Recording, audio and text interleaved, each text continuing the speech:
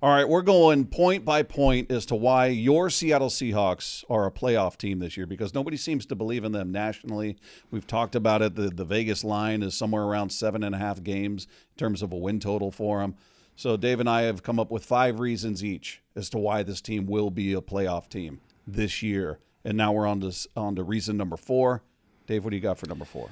Yeah, for me, it's the contribution from the rookies this year, and even more so than last year. And it was maybe a little bit on the disappointing side as far as Byron Murphy goes. He did in no way did he play poorly. It's just that we didn't see a lot of production out of him. Now, that's sort of inherent with that position. Defensive tackle, you're taking on double teams, things like that. But, and I think he's going to have a great second year. But, this year's first-round draft choice, the number 18 pick in Gray Zabel, they're going to expect him to be a starter. And I think in a lot of people's minds, and the coaches as well, it's like, okay, we've got that left guard situation taken care of. So I think the fact that they packaged the 2 trades that, for DK and for Geno Smith to move up and get Nick Emanwari makes it even more special. And I think there's probably going to be more pressure on him.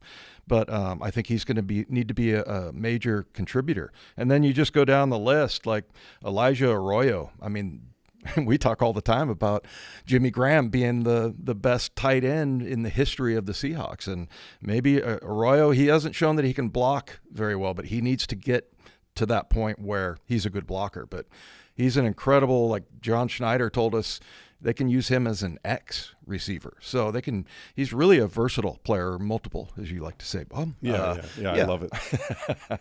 But yeah, I mean, you look at him, you look at Milroe, we'll see what happens. I think that there has been kind of people got a little bit too excited about, we're going to get him in 10, 12 plays a game. And packages. Yeah, I'm not so sure about that. And I know Daniel Jeremiah said a lot of times those things don't translate from upstairs to downstairs on the field. So maybe, pump the brakes a little bit on Milroe. I think he's going to be great as far as developing. So, like, for his role, if he gets in a couple of plays, maybe a short yardage, and I don't want to say gimmicky play, but, like a package that, John said we can use him as a weapon, and he just develops as a quarterback behind Darnold and Locke, then, I think that'll be a victory for him. And then, the other guy, I'm going down the list here, but Riley Mills is a guy they really like, but he had an injury at the end of his season and didn't get to play in the playoff game and everything. It was disappointing for him. But and then Ricky White, because we talk a lot about how when I came out of college, I didn't play any special teams.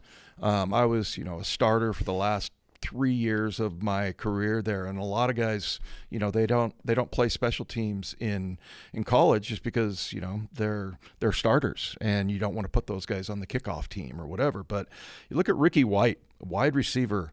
One source said that he blocked 4 punts. I saw 3, but this guy he can be an amazing contributor as far as special teams goes. So, yeah, I think these guys are really going to have to step up their game. And, I think just like we talked about the first year for Ernest Jones coming in, and, this is the second year. I mean, that was the first year draft last year with Mike McDonald and John Schneider together. And I think in this draft, they were really sort of, aligned on almost everything. So it'll be interesting to see how these guys contribute. But I think in order for them to make the playoffs and do what we think they'll do, you're going to have a lot of contribution from your rookies. Before I give you my number 4, of the rookie group, which position do you think is going to be the toughest to have an impact as a rookie and the easiest?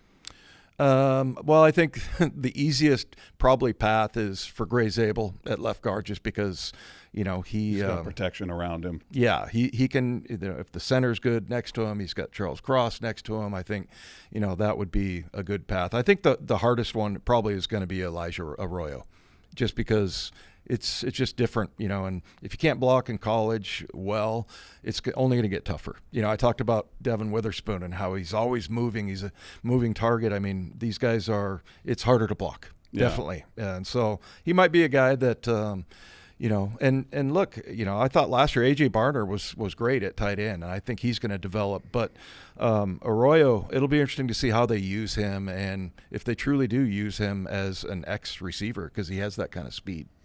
My number 4 is another individual, Big Cat, Leonard Williams, a guy who in football years you could say, all right, he's getting older, 31 years old. He's an interior guy. We've talked about it's not a glamour spot, hard to rack up stats, yet he does. He's a guy that's had double-digit sacks, who's had an impact in terms of sacking the quarterback, in terms of quarterback pressures last year. In fact, we talked in the last bit about ESPN ranking each position group top 10.